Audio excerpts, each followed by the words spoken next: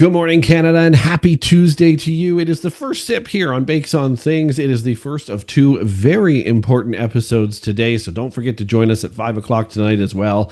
But man, oh man, do you ever get that feeling that something is way off in Canada?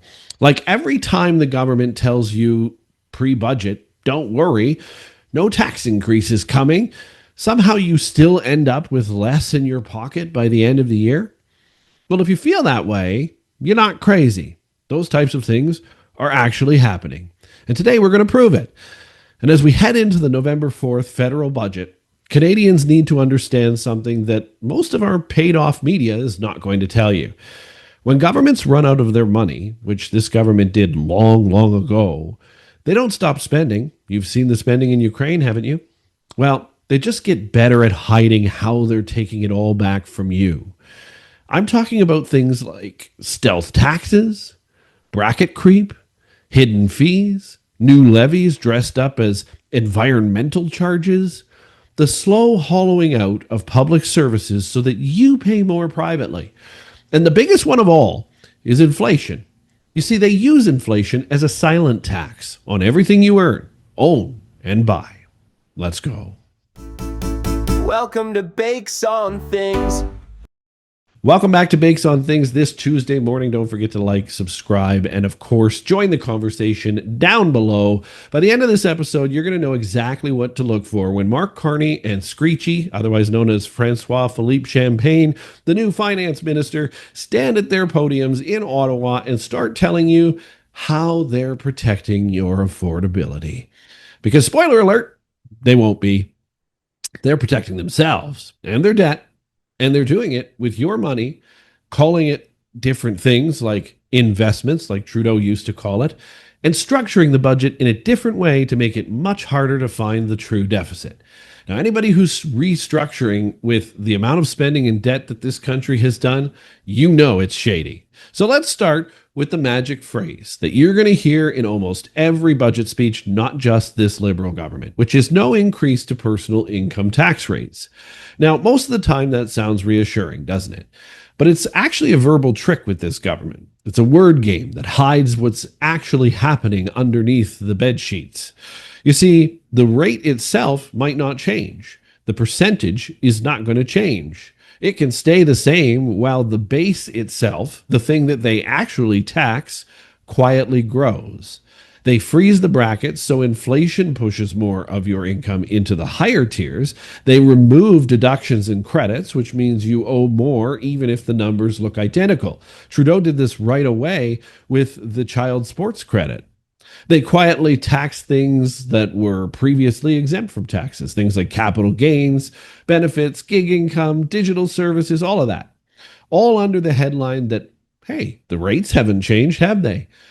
In the 2024 budget, for example, Champagne's predecessor, Chrystia Freeland, swore up and down there'd be no personal tax hike. And technically, that was true. But what they did not say, at least not very loudly, although it got loud once we all discovered it, was that they increased the inclusion rate for capital gains. Now, the Conservatives jumped all over this, thank God. But that was going to mean more of your profits from selling investments, property, even small business shares. Those would suddenly become far more taxable. Same rate, basically, bigger base, more money for Ottawa. That's the template here. They continue to use it. So when you hear Mark Carney and Champagne say on November 4th that they're holding the line on taxes for you, what you should really hear out of that and sniff out of that is we're finding sneakier ways to pull all the cash from your life, whether that's side gig things you do under the table, whether that's extra overtime income you were able to earn this year. Either way, they're going to find it and they're going to tax it. So let's talk about the second great illusion they're going to likely try to pull here. We're cracking down on junk fees. Now, when you hear that, you're probably thinking, that's a great thing. Like, they're going to get rid of some of these junk fees. Well, remember that line from the 2024 budget, because they said it then too. Buried in the section called Fairer Prices and Fewer Fees. It was full of sympathetic language, that's for sure, about baggage charges from airlines and checkout surprises at your grocery store, as if Ottawa was suddenly your consumer protection hero. But the irony is that those same hidden fee tactics are exactly how governments go ahead and raise their own revenue when they aren't able to stomach a visible tax hike within the budget. They call them service fees, licensing adjustments, or cost recovery levies. They don't call them taxes, and therefore you don't get them as identified as taxes.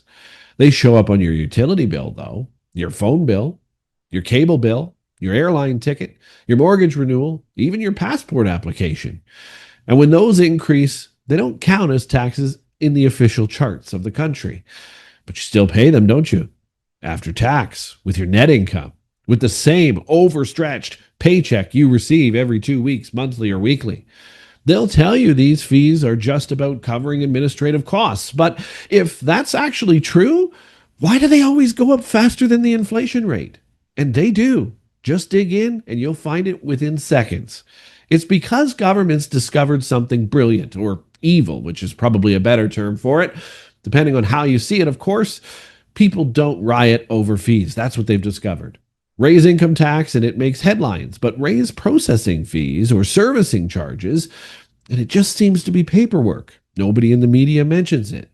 Just a lowly Bakes on Things podcast on YouTube. In British Columbia and Ontario, so many of these small regulatory fees have quietly jumped. Things like vehicle registrations in BC, park permits in Ontario, small business filings, driver's licensing. They don't call them taxes. They're updates. We're just updating our fees to match the market better.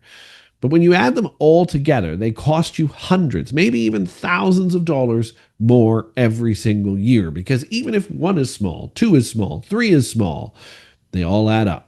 So if Champagne's budget includes words like modernizing fee structures, or updating service costs, or aligning user pay models, it's time for you to pay close attention.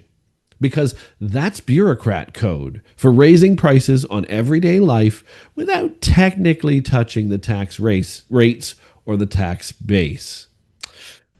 It's coming, and they're going to do it. Be ready. And this is why we're doing this episode so far in advance of November the 4th, so you can be ready for this kind of language to be set up over the next couple of weeks in our mainstream media. Watch for it. You're going to see it. Now, let's zoom out for a second here, okay? So Canada is drowning in deficits. We know this. The deficit's going to be terrible. The parliamentary budget officer has already warned about structural deficits, meaning even in good years, we're spending more than we take in. There's not much we're going to be able to change about that by November 4th. But Mark Carney's government has added layers of new programs, things like green energy subsidies, infrastructure loans, affordability credits. But there's no matching revenue coming in to cover those things. So how exactly do they fix that without admitting it? And what happened to all this defense spending? We were going to meet targets by the end of this year, weren't we? I don't think they've spent any of it. They sell assets, they delay spending, and they lean on inflation as the problem here. Selling assets, or monetizing public value as they may call it, well, it sounds harmless. We're just selling things. It's basically Kijiji. But it's really pawning the family silver, because when a government sells off land, leases ports, or privatizes utilities, it's taking a one-time payday now and leaving you with higher costs later, because that revenue now disappears. Private operators will charge more to recoup that investment as well. And who are they charging? You. Delaying spending is the second trick they're going to do. So they'll announce billion-dollar projects coming soon. Housing is probably going to be a big target of that. You watch. But they'll defer the actual payments until after the next election cycle. The announcement will look bold. The check will never clear. And then there's inflation. Governments have quietly discovered that inflation, while painful for our citizens, is politically convenient for them. It erodes the real value of the debt they owe. Well, we owe so many billions of dollars, but it's probably because of inflation. And then they'll increase the nominal tax revenue they collect. When wages rise with inflation, even a little, you move into higher tax brackets, even if they don't move the tax brackets, paying more tax in real dollars, even though you're not better off. Meanwhile, government debt gets repaid in cheaper dollars. It's the perfect stealth tax. You feel poorer and they look balanced. It's a great way to hide it and bury it in the books. François-Philippe Champagne will screech out, "We're taxing you through inflation." But when you see Ottawa celebrate a strong revenue recovery, that's exactly what's happening. If they do celebrate that, it's because it's coming from you. If there's any kind of recovery, it's because your tax dollars went into the same brackets at higher inflated rates from inflation. So here's another quiet way governments will try to recoup this money over the next few years. They won't raise your taxes. We've talked about that. They just give you less for what you already pay. See, that's the other thing they can do here. It's the invisible tax called reduced quality. You notice it when hospital wait times are getting longer. You've seen a lot more headlines of people being treated in the hallways now, haven't you? When federal call centers take weeks instead of days to respond, CRA. When passports take months, or when infrastructure projects slow to a crawl. Those aren't coincidences. They're cuts. They're disguised as efficiency, but they're cuts. Every time a service deteriorates, you're forced to pay privately for what used to be covered publicly. And that's the government offloading its deficit onto your household budget without having to raise your taxes. Need a faster medical appointment? Guess what? You're going to an independent clinic where you're going to have to pay. You pay out of pocket at a private clinic, not them. Need a quicker passport? Well, you pay for the expedited option, and that fee's gone up again. Need better internet because your government service portals keep freezing? Well, you pay for a higher data plan or for crazy Starlink fees that Elon Musk wants to charge you. Ottawa then turns around and brags that it's kept taxes low. But no, they've just shifted the costs of taxes from collective taxation to individual survival. They've shifted it from them to you. Their deficit falls on your back. Watch for language in this budget like public-private partnerships. We'll see a lot of those. Or user pay efficiencies. Modernized service delivery. Think Canada Post. All of those sound like innovation. What they actually are is subtraction from the government having responsibility over it to you having the responsibility over it. That's what it's called, and that's called creeping reach. Okay, so another stealth move here. Okay, this is what they're talking about. Leaving thresholds themselves unchanged. If they don't index tax brackets and benefit levels to inflation, then you actually end up paying more and getting a lot less automatically. And they don't have to write that in the budget document because it just happens naturally out of what they're doing and how they're budgeting. So let's say your income rises from $60,000 a year to $66,000, just keeping up with the cost of living. Okay. If the brackets stay frozen, you might now pay a higher marginal rate, not because you're richer, but because the government let inflation do the dirty work. And that's called bracket creep. Now, the same applies to benefits, things like child tax benefit, GST credits, senior supplements. If the income thresholds stay frozen where they are while prices continue to rise, fewer people qualify. And those who do receive less in real terms, well, it's a silent siphon of your money, just right out the door again. So mark my words, when the November 4th budget drops, check the fine print everywhere throughout that document. And you may not be able to see that on the CBC, so you're going to have to dig yourself, or we'll help you.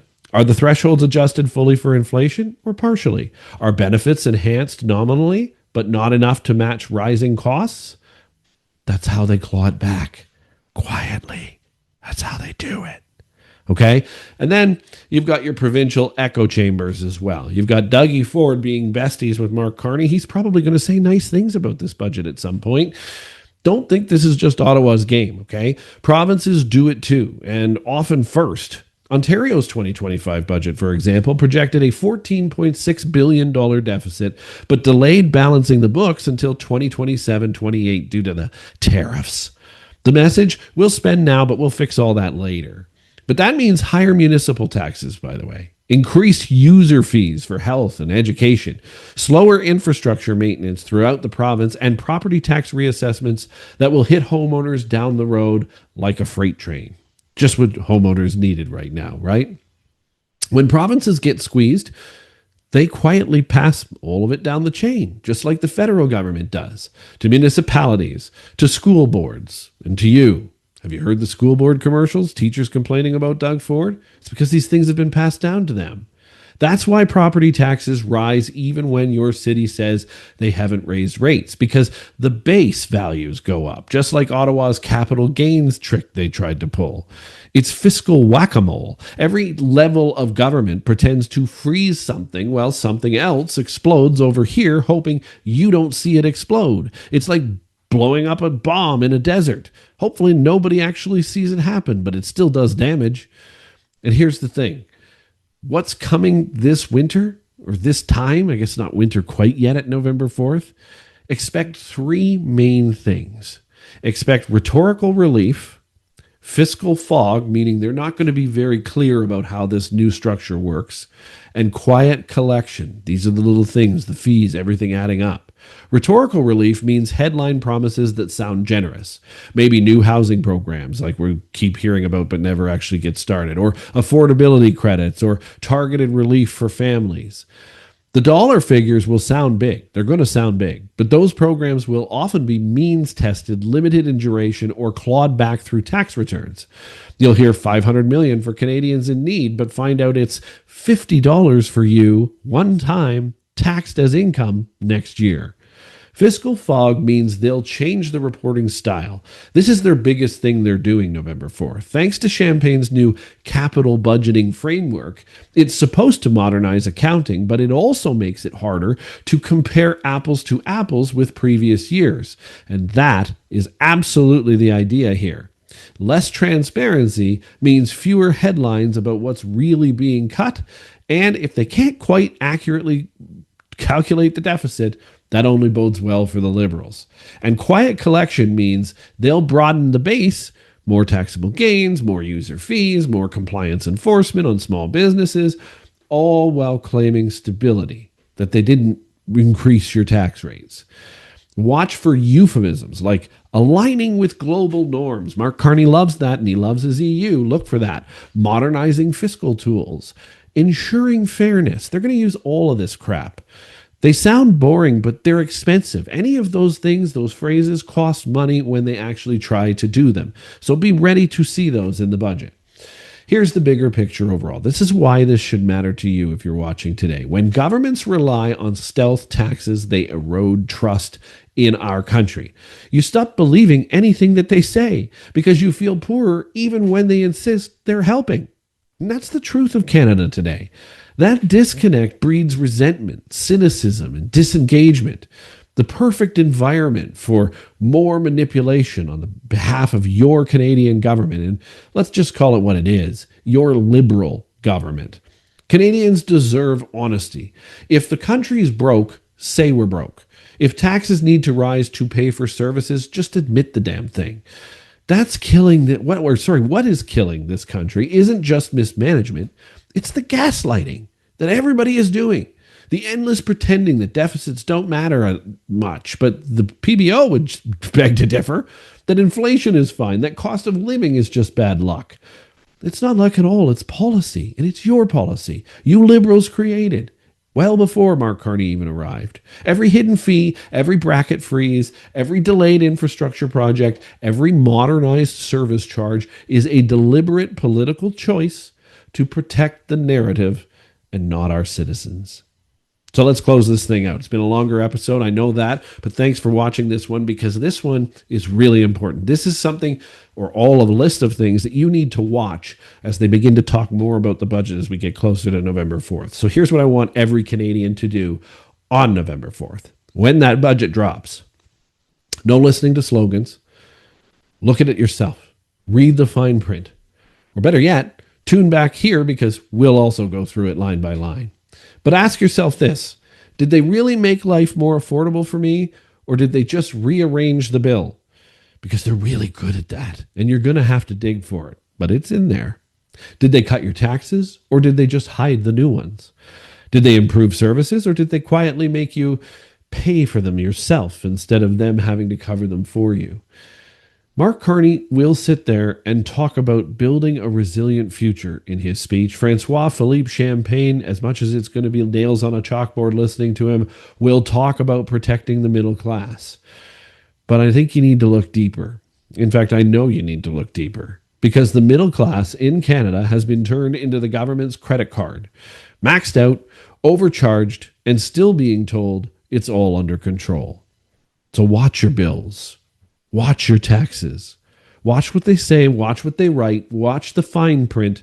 Watch the way they talk about fees. And remember, when governments say that they're not raising taxes, it doesn't mean they're not taking more from you. It just means they've learned how to do it much more quietly. Thanks for watching the first sip here on Bakes on Things. Don't forget to like, subscribe, have the conversation down below. What are you looking for in this budget? What do you think is going to be said? Will you be able to pull these things out of the fine print? Let's talk about it. We need to be ready, and we need to hold them accountable when it comes. And don't forget to join us this evening when we have the last word at 5 o'clock, where we're going to talk a little bit more about some of the crazy things going on, including an accusation that Brookfield Asset Management has recently been tasked to rebuild Ukraine. Now, I've taken a look at this. It was a suggestion by a viewer, and there are interesting things here. So we talk about it at 5. We'll see you then on the last word. Until then, thanks very much and have a great Tuesday.